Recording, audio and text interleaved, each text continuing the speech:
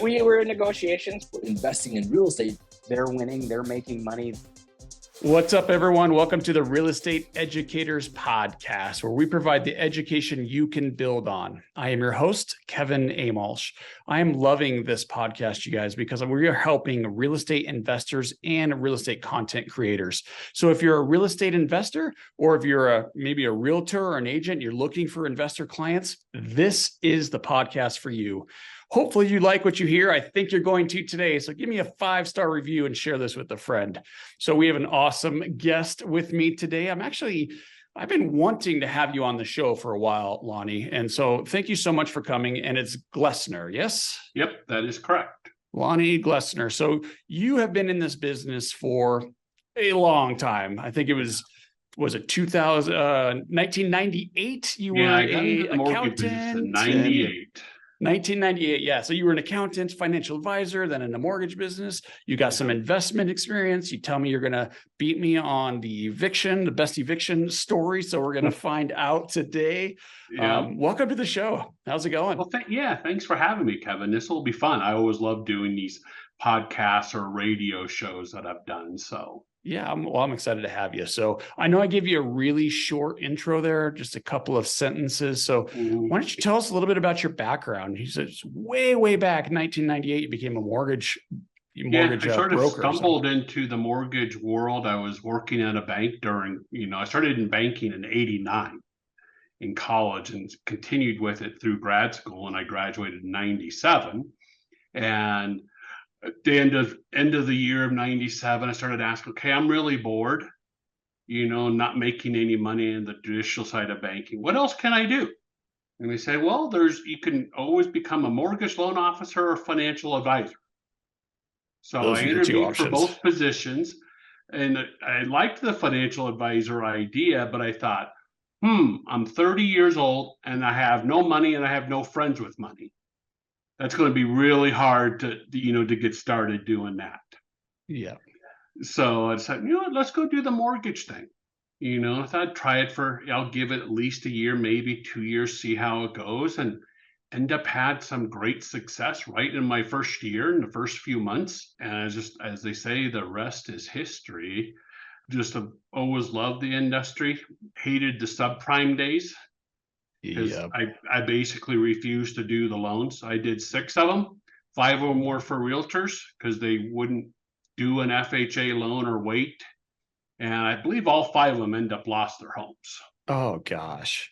I entered the industry right around that time. So I remember so clearly before all the SAFE Act and all that. And it was Wild West, wasn't it? It was. And they were just crappy loans. And so many of them, were 80/20s.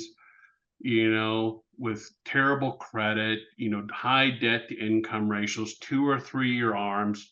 The other thing was no escrow accounts. So you had people who couldn't save money, not escrowing, so they'd have trouble paying their taxes and insurance the next year. I just could see it was a recipe for disaster, knowing, okay, the rates started at 7 and, they had a 5 or 6% cap after the 2 or 3 year period. And they're going to be 12%. They can barely afford the home at 7. There's no way in heck they can afford it at 12. And I just said, I'm not going to do them because I couldn't live with myself. I remember a lot of IOs, interest only, a lot of negative amortization stuff. Right. And you're right. There was, short term, like 2-3 years IO at a low interest rate, and then it pops to a 27-year AM.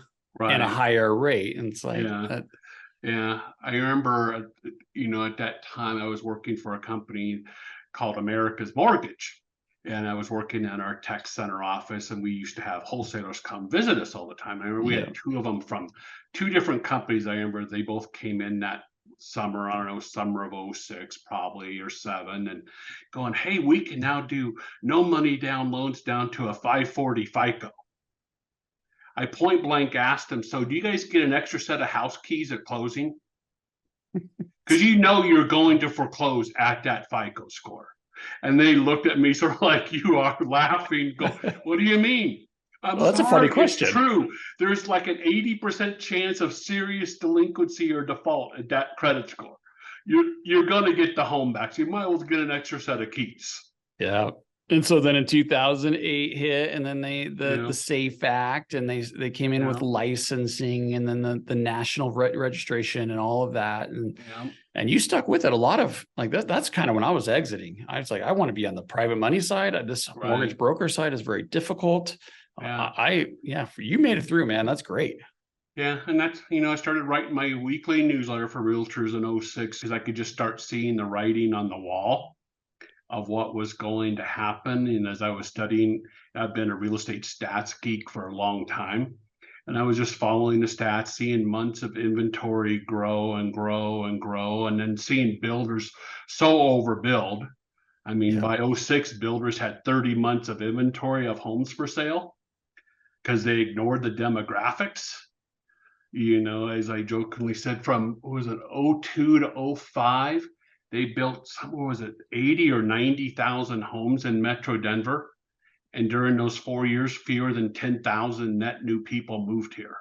Those numbers don't work. Yeah, they don't. And I was just like, okay, this is going to end bad. And it did.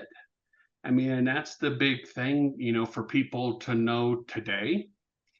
For home values to drop, you need a lot of distressed sales because of too much inventory, people losing their homes, and we don't have that. And like I've been telling people recently, the last 3 years since COVID, the federal government through Fannie, Freddie, FHA, and VAs doing everything they can to keep homeowners in their home. They're modifying the mortgages and stuff. And I go, that didn't happen 15 years ago. And thus, this is why, another big reason why home prices are not going to drop, because we're not going to have short sales and foreclosures like we did 15 years ago, because the federal government isn't going to allow it this time. That's the policy. Maybe the policy will change, after the next presidential election. But as of right now, the government's not going to allow people to lose their homes en masse to foreclosure. Yeah, we've seen that with even with COVID and the moratorium, you couldn't evict or foreclose. And I inherited some tenants during that time on houses that I purchased, and it was tough. It was tough because they just knew they could live for free. So that's exactly what they did. Yeah. And I want to get into your newsletter because I'm an avid reader of it. But before that, let's hear about the real estate investment experience, because you're also a successful investor. Right. Yeah. I mean, my wife and I got married in 2000, bought our first home then. And I totally started out going, okay, we're going to do the house hacking thing. It wasn't called that then. That term didn't exist. That's right. I was like, okay, we're going to buy a home and then move every 2 years and buy another one. My strategy too. Exactly. We end up only did it once because we end up had a son a little early. Okay. And so my wife just didn't want to move again.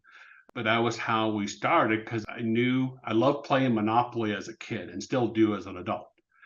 And, I was learning a lot from realtors at SMEDRA, at the South Metro Denver Realtor Association, who had been investors, like, say, since the 70s. And I saw the wealth they had built, the cash flow they had built. And I remember talking with him, yeah, Lonnie, we bought this home in '75 for $35,000. The payment was $300 a month. And we didn't know how we were going to make the payment. You just go, what?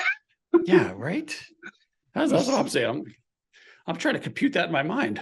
Yeah. So, I learned a lot from a couple of them and learned from others as well. And just like, okay, this is what I want to do. I mean, we got to the point of 10 doors because we had a couple fourplexes down in the Springs area. We'll get to my story here. My first eviction happened in 2014, September 12th, 2014.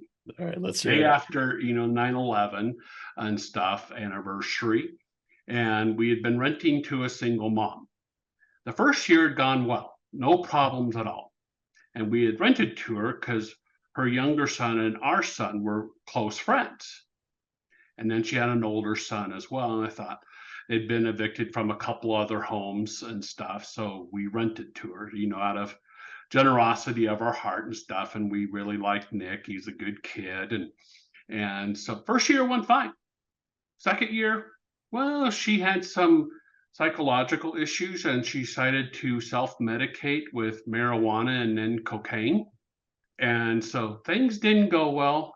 I started getting complaints from former neighbors, because it was a condo, got complaints from the HOA. I think Jefferson County Police visited us 3 times to tell us, we're pretty sure she's dealing drugs from your condo. We just haven't caught her in the act yet, just so you know. I'm like, okay, wow. So I was Yeah. talking to a real estate attorney, okay, how the heck do I evict her? And he said, you can't until she's charged with a crime where she quits paying the rent.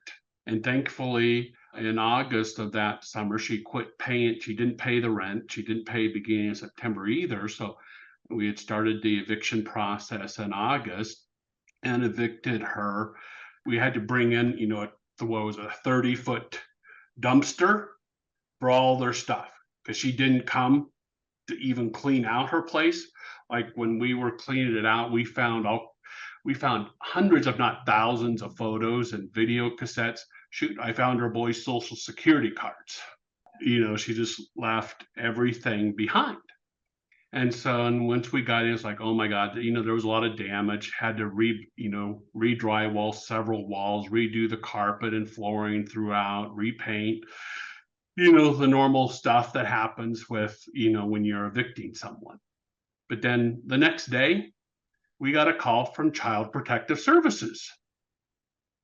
And they said, hey, Nick wants to know if he can come stay with you guys for the weekend. That was her younger son. And we said, okay, sure. He'd been spending some weekends with us already. And so because his mom wasn't doing well. And then on Monday, they said, hey, can he stay for a couple weeks now? Because we haven't found anyone through the foster care system that will take a 13-year-old boy. Okay, sure. So it became 2 weeks. After that, it became, we're still not finding anyone, and no one in his family is stepping up. How about the next 2 to 3 months? And we said, okay, well, we didn't really want him to go into the foster care system because he was a great kid. And end up in the end, we got permanent custody of him, full parental rights. So I evicted a tenant and gained a son. That's amazing. I think I heard that story at one point that you shared, and I don't know if I forgot or what, but that's a pretty amazing story, Lonnie. Yeah, it is. When I tell them, most people are like, yeah, you got me beat. And Nick's still a part of our lives. He's in Southern California. He's a professional pickleball player, and trying to make his way. And, at that age, they just struggle, and I'm having to help him out financially. I'm trying to lead him the way forward. But, I sort of feel like sometimes, with young adults, when they're your kids, you're sort of pushing on the string instead of pulling the string. You can only do so much. Where would he be without you, though? Yeah. Oh, I know. And so, what's up with his mom now? Any contact? No. He occasionally hears about her through his aunt, but he really has no contact with his biological family. Occasionally talks to his older brother, maybe once a year, but his older brother's lost. Him and his dad, sound like deal drugs and stuff in Florida. And so it's just, terrible biological family he's from, and we're it for him now. I think you do have me beat also. I thought I had a chance here, Lonnie, because I had a tenant after the eviction pitch a tent in the yard and move in to the front yard of my property. And I had to how do you evict someone you've already evicted? Right. So that was a challenge. You turn on the sprinklers. You know what I ended up doing? It did have to do with water. I actually called the city and had them shut off the water. Ooh. So once she lost access to the, because the hose bib out right. front. So That's what I was just going to say. Yep. Once she lost access to the water, then she finally moved out. So that was weeks though. She lived in a tent in my yard. We had problems like that down with the fourplex in Fountain.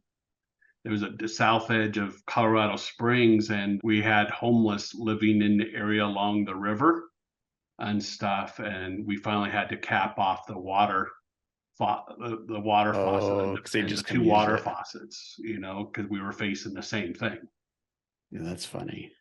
Then thinking about the drug dealing, I had a condo in Denver.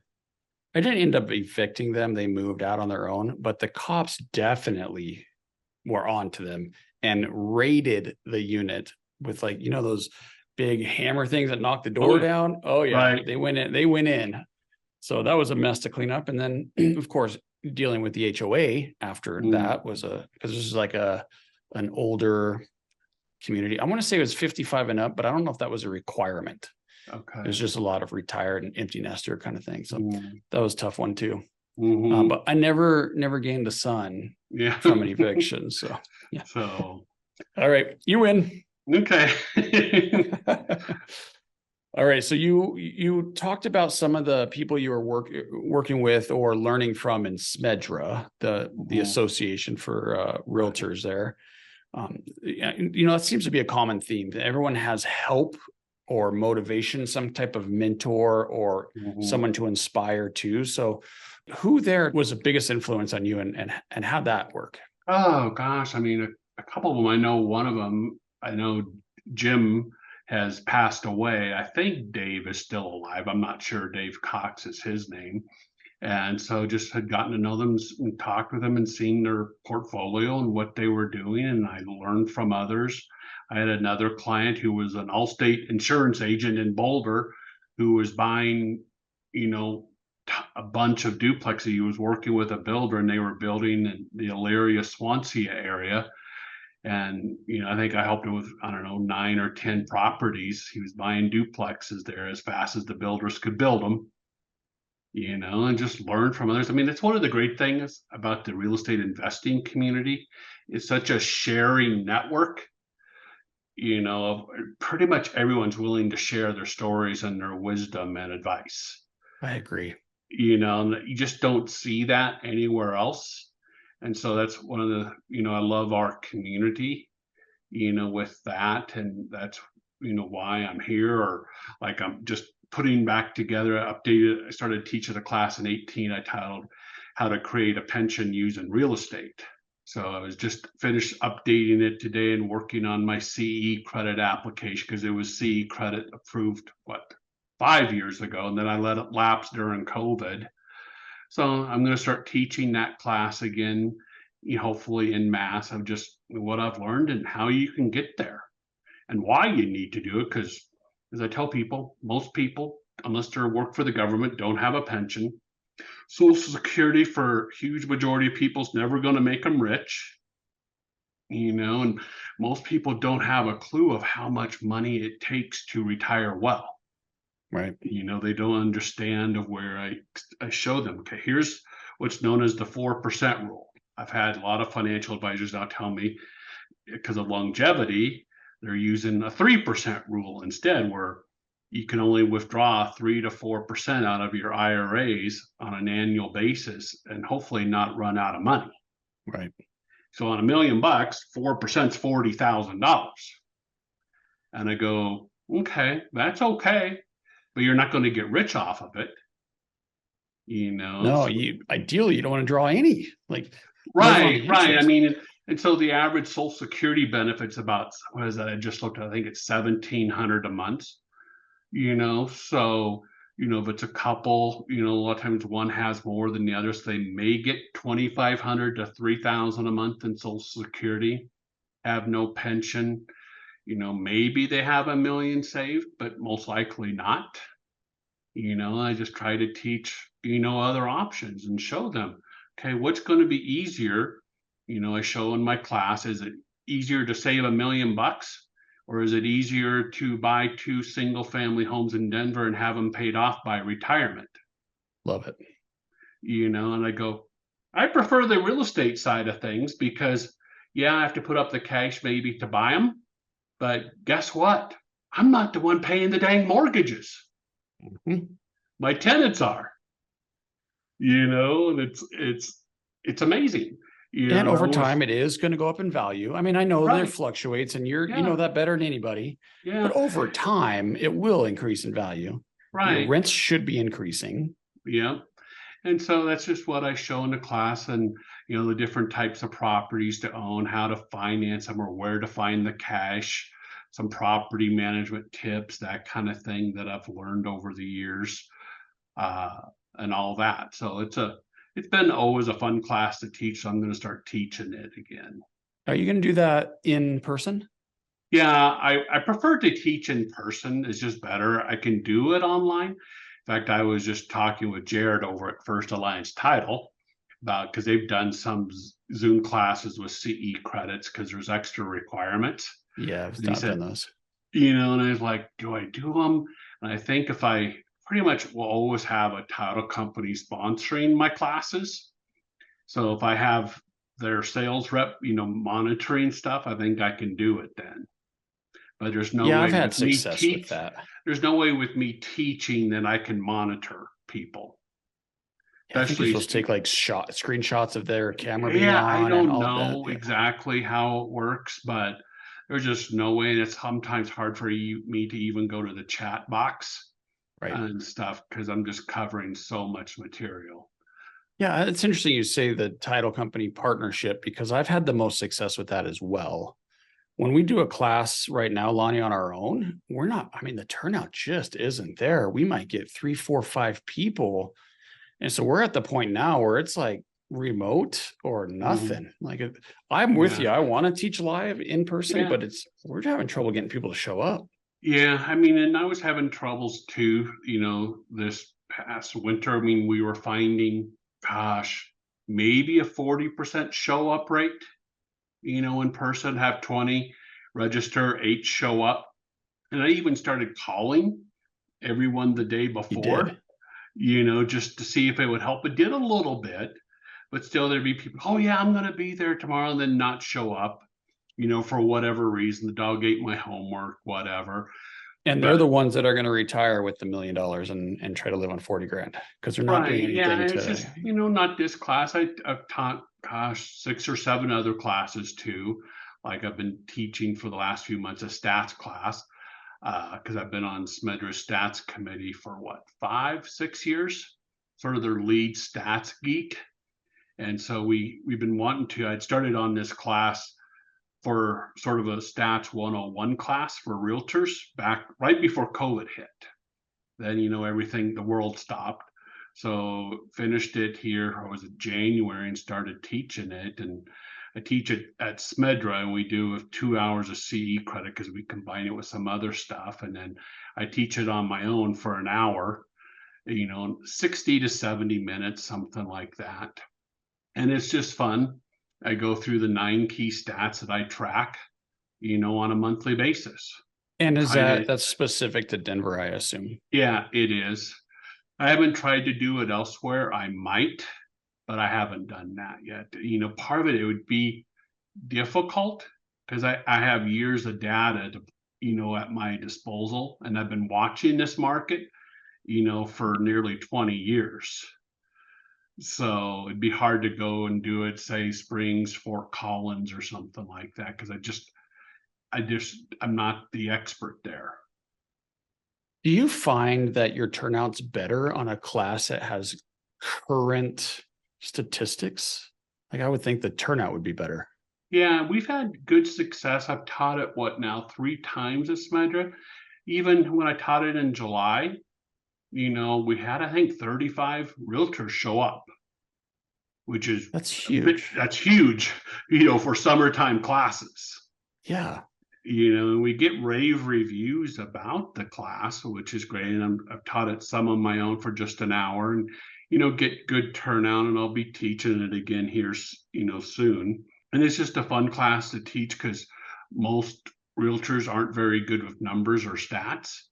And so many of them are told, Lonnie, you just make so much easier for me to understand and comprehend and hopefully put into place, so that they can better serve their clients. The Real Estate Educators Podcast is brought to you by Pine Financial Group. Pine Financial Group is a private lender specializing in value-add bridge lending for real estate investors. This is accomplished by raising private money from individual investors and lending that money out in short-term real estate loans. Pine operates one of the coolest public mortgage funds on the market because it brings consistency and security to your investment portfolio without giving up on returns. The fund pays its investors a flat 8% return with monthly distributions. There is a low minimum investment and no lockup period. That's right, you can request all of your money back at any time without any fees. Diversify your portfolio out of Wall Street and into Main Street with the Pine Financial Group Public Fund PFG Fund 5. Find out more at pinefinancialgroup.com. That's pinefinancialgroup.com. So your target sounds like absolutely is realtors, and then you get your business from them. Right. So if it was a realtor or something listening here and they wanted to go after real estate investors because at least it's some repeat business, what kind of advice would you give them as far as teaching classes to fill up your pipeline? I'm assuming it works for you because you've been doing it for 20 years. Right. Yeah. I mean, like say for realtors, I mean, I think that's why like this class, how to create a pension using real estate is great for realtors because it helps arm them with a lot of the reasons why and how to get started. Because so many, realtors are honestly scared by investors. That's interesting. A lot of the investors know a lot more about the real estate market. That is true. And they're concerned about that they don't know anything about the rental sites. I'm giving the realtors, okay, here's 2 hours of a ton of material on why people need to do it. And here's a bunch of tips, of how to finance the properties, how to acquire the properties. Should you buy condos or townhomes, single family, multi-unit? The pros and cons of all of them, because I've owned all of them. So it's just, So you probably have investors in your classes too. Right. Then. Yeah, I do. I just love to educate. And I guess for realtors and working with, investors, you just got to get in and learn it, say attend my class, read my newsletters, because a lot of it is just market knowledge. And just realize, okay, your investors can be great clients because they're a lot of times buying multiple properties, whether they're fix and flippers or, buy and holders, they can be really loyal clients once they find a realtor who gets them and understands them and is really willing to help them and understanding that, hey, it's about the numbers. So we're a little different because a lot of our clients are fix and flip. So we might have a client do 2 deals a month, that kind of thing. But just a standard investor that wants to pick up a little portfolio and retire, comfortably 1 year, 2 in a year's time is all you need. And that's 2 deals is, the realtor might not have gotten if they weren't focused on it, the investor client. Yeah. And because your investors, if you treat them well and, and stuff, they'll keep coming back to you. That's right. I agree. And so it's a great clientele for realtors to have because of the repeat business. Yep. Totally agree.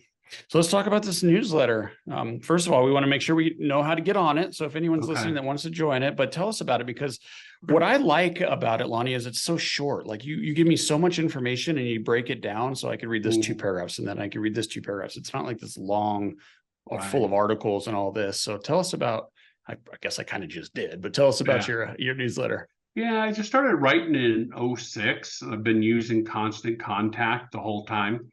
I always write it in Word and then cut and paste it into Constant Contact, but usually have anywhere from 4 to 6, maybe 7 stories every week of what's going on in the real estate market to what's going on in our local economy, maybe the jobs market, or I saw a story just the other day that, I think it was yesterday, that named Denver's was number 4 on the list of rich millennials moving here. Those kind of things. I don't know what that means, but okay. Yeah, right. Good. Yeah. It's just sort of sometimes funny, or good evidences of, hey, Denver's still a great place to live. Or like last week, I didn't put it in my newsletter, but I saw a story that Denver at least wasn't on the top 15 list of the most, what was it, like the most expensive cities to live in and stuff. And I'm going, okay, at least we didn't make that list. Yeah, finally. Like we were the most, and we might still be non-coastal city Yeah. as far as affordability. Right. And so it's just, I try to put, that kind of, stories, and I write a lot about the Federal Reserve. Because, oh God. I love how you put your little opinion and like you give me the facts. And then this is my opinion. It's just like, oh my God. It's just amazing to me of how the board of governors and stuff basically refuse to listen to their own economists. Yep. Especially like the San Francisco Fed, was it Mary Daly? What was it, 2 or 3 weeks ago? She said on Tuesday, yeah, we got to keep raising rates and stuff. Well, the day before, her own Fed, their economist said, because the number one thing affecting inflation is shelter costs. Well, how the federal government measures it is just insane and stupid and outdated, and it's old data. And that's, partially what her economists were saying. And when they were saying, okay, at that time, shelter inflation was 8% year over year. And he said it's going to be down to 5% by November, and they believe negative by May. And if that happens, we're definitely back to, inflation at 2% or lower. Yeah, it's almost 40% of the overall inflation number. It's 43% of the core CPI is the shelter cost. And so the headline CPI, then it would be, what's it, just over 30% of that? Yeah, it's a little over 30% of the headline. And you just go, okay. And I don't feel like the Fed's following the trends. They're still just looking at year over year. But if you look at the last 3 months, the last 6 months, inflation is definitely dropping fast. That's because when you do quantitative tightening and you do aggressive interest rate hikes, it takes time. Like you said, it's old data, of course, because you have houses that go under contract and then it takes a while to close and it takes a while to report, right? So it takes time to get through the system. Is that what you're referring to? Right. Yeah. And then you look at, we had 3, banks fail earlier. Was that March or April? And I'm like, having come March. Out of banking, I'm going, there's more to come. Oh yeah. Because of the Fed and their aggressive actions, and they're taking more actions on banks are requiring more assets and stuff, more capital, and credit's getting a lot tighter. And I go, okay, the one sector of real estate that could get hit hard soon is the commercial real estate sector, especially office and retail. So there's going to be opportunities there for the bigger investors, to swoop up, big office buildings or retail stuff, maybe for pennies on the dollar. I think that's interesting you say that, because I totally agree with you on office. I thought the other asset class I am personally concerned with is multifamily. I'm more concerned with multifamily than retail, simply because multifamily has been trading at compressed cap rates, and the cap rates have not kept up with the rates. Yeah, I would agree here in the Denver market, with multifamily. I think we're going to see that the developers are building too many new apartments, especially when I read that there's something like 70,000 more coming, over the next 3 or 4 years. And I go, okay, I bet at least half of them will never get financing, because the numbers aren't going to pencil out when the prime rate's 8.5. That's right. Yeah. Or maybe 3/4 of them don't pencil out. Right. So that number, I'm sure, will really drop. But the hard thing is they can't afford to build affordable apartments. It's not possible. The land cost, the permitting, the water costs, the developers have so much money, they can't build affordable. It's just plain not possible, whether it's multifamily or single family. Single family, often they have $200,000 into the home before they even dig dirt. That's right. So you're saying, and to make sure I understand this right, so you're saying that a lot of the multifamily inventory is not going to ever get built. Mm-hmm. So you think that will keep prices higher than what I think. Yeah, that's what I think will happen. because at some point the banks are just going to put a stop to it, especially with what the Fed's doing. Even to regional banks, because regional banks are the ones that hold most of those loans and write most of those loans. And I just think the loans aren't going to happen. Hey, yeah, the numbers work great when prime was, 3% or 4, but not at 8.5. Right.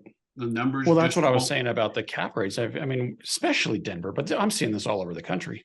You're still seeing cap rates 5.5% on apartment buildings with interest rates you're borrowing at over 7. Right. Yeah. So now you have a situation where it's costing you more to bring in leverage than the property is producing, and that just doesn't work. So I think at some point cap rates have to come up, unless you see mortgage rates, or right. Yeah. If those come down, then we're it's probably just okay. hard. I mean, that's one of the things I'll discuss in my class. Okay.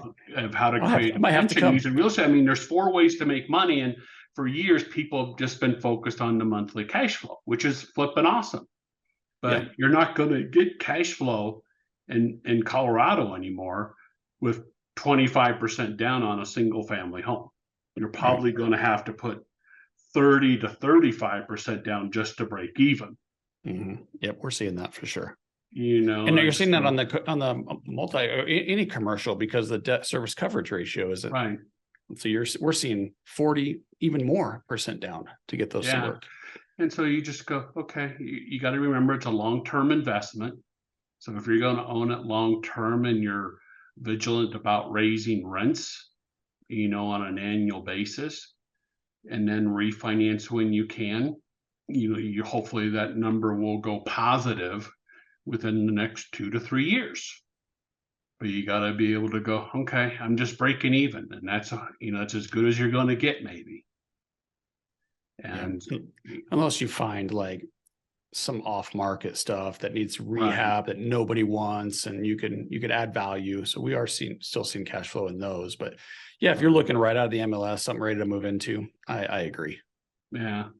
And so it's just, you got to remember it's a long-term investment. So you got to remember there's other ways to make money. There's appreciation, there's depreciation on your tax returns, which can be incredible. And then you have monthly principal reduction. That's done by your tenants. Yep.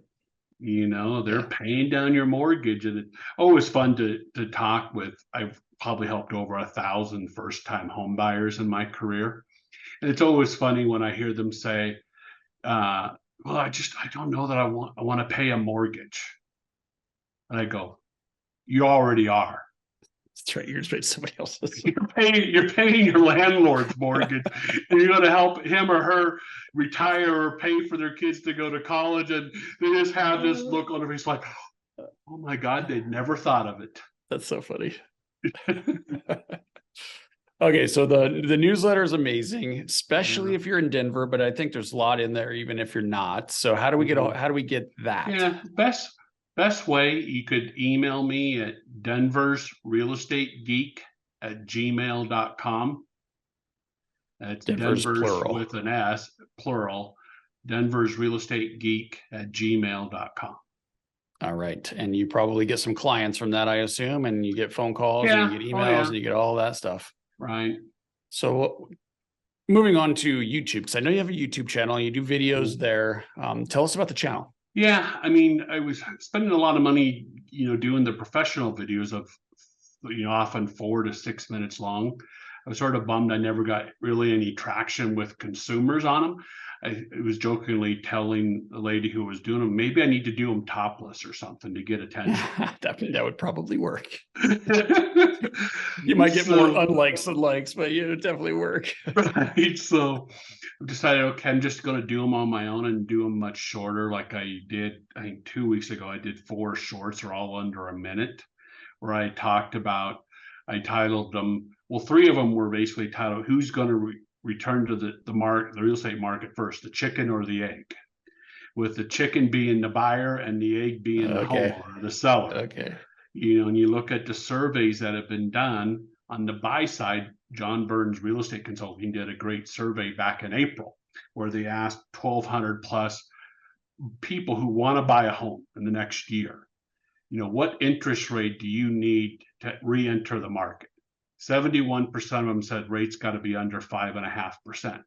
And then there have Wow. been a couple surveys done of homeowners and stuff. I mean, Zillow did one. It was they didn't do well, but it came up with 5% was sort of the rate that sellers need. But there was a better survey that was done. That was done through Redfin in June, that basically said even if rates drop below 5%, there's only going to be about 27% more sellers. We get to 49% when rates drop below 4.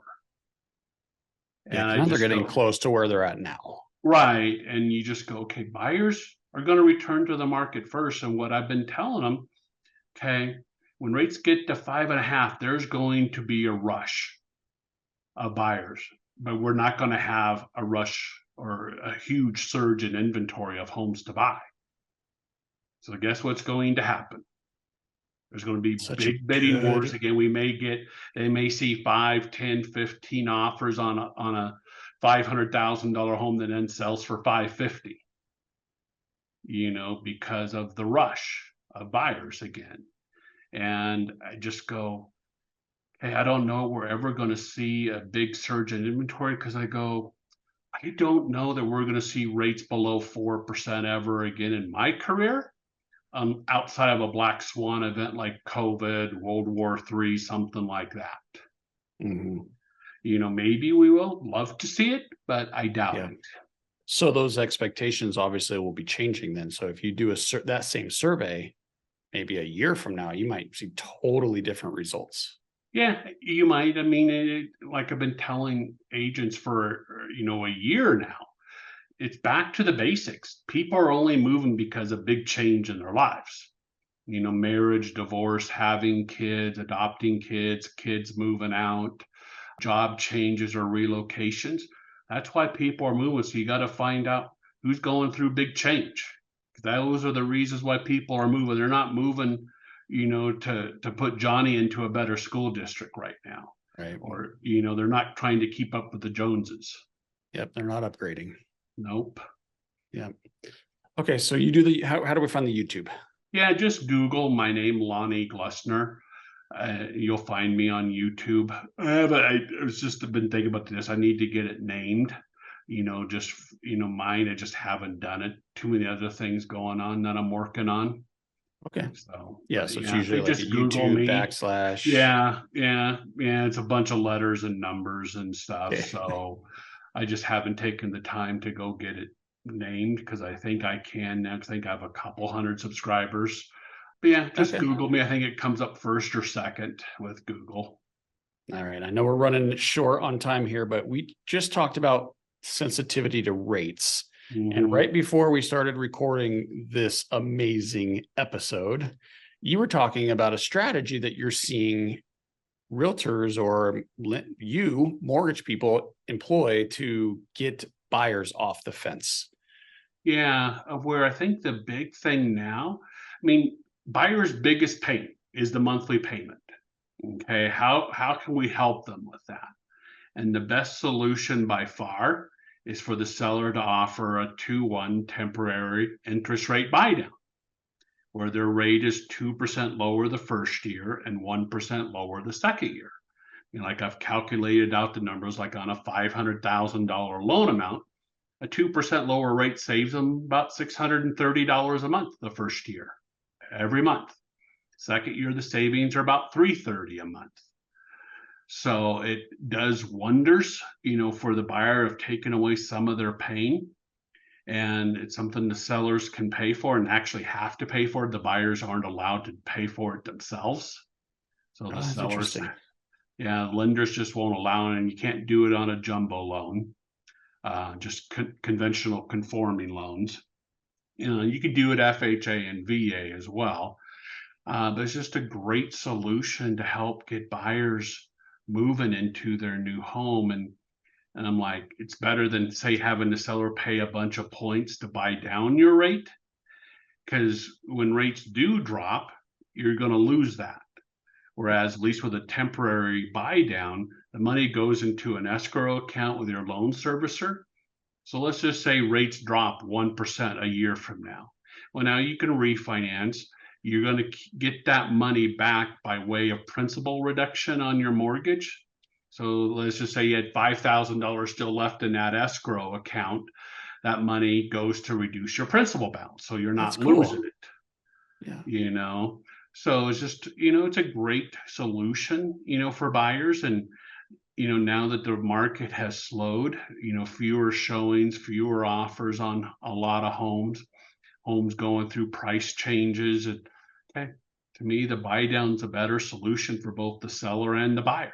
Well, I think it's a fantastic strategy. So if you're listening to this and you're on the fence, or if you're a seller, you want more information on the buy down, definitely reach out to Lonnie. All right, we're going to wrap up here, Lonnie. What else? Any final pieces of advice or anything you want to share before we close this out? I think my biggest thing is for buyers, don't wait. Because once rates do drop, there's going to be a rush of buyers. And it comes back to the old adage, marry the home, date the rate. Buy the home, get committed to the home, but you're going to be dating your mortgage. You'll probably be refinancing sometime in the next 2 years, and you're going to save the largest amount of money by buying today and refinancing later. Because I'm afraid once rates do drop, there's going to be a rush of home buyers to buy homes, and home prices could really soar then. Yeah, and you want to be owning property. You want to be owning all and then taking advantage of the equity. Your home may appreciate 10, 12%, that you just bought, instead of waiting for it to go up 10 or 12% to buy it then. Yeah, totally agree. Well, great advice. Okay, well, I'm going to close out here. Lonnie, so appreciate you coming on. I'd love to have you back on if you're open to it sometime, and we just talk shop, talk stats, because I know you're very good at that. I always like to hear it. Be sure to check out Lonnie on his YouTube, on his newsletter. Email him. You said email you to get that. Is there a website? Any other way to contact you? Yeah, my cell phone, they can always text me too, is 303-881-6374. That's 303-881-6374. And so they could text me to get onto my newsletter list as well. All right. Well, we thank you so much for tuning in to this episode, and we'll see you on the next one. Hey guys, I hope you enjoyed this episode as much as I did. If you did, please be sure to follow and leave us a review. Oh yeah, and tell a friend.